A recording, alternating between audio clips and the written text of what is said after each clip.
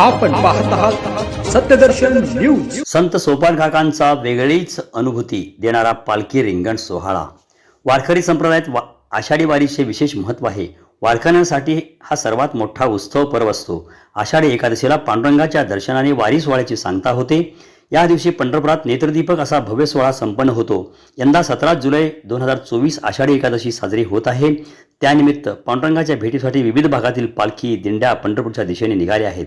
यालाच वारी म्हटले जाते। आपण पाहत आहोत सोपान काका महाराजांच्या पालखीचे पहिले रिंगण।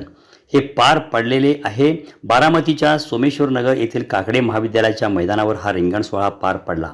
वारकरी टाळकरी विणेकरींच्या गजरात हे रिंगण सोहळा पाहणे हे वारकऱ्यांसाठी वेगळीच अनुभूती असते। सोपान काकांची पालखी आज सोमेश्वरांच्या नगरीमध्ये मुक्कामी असेल।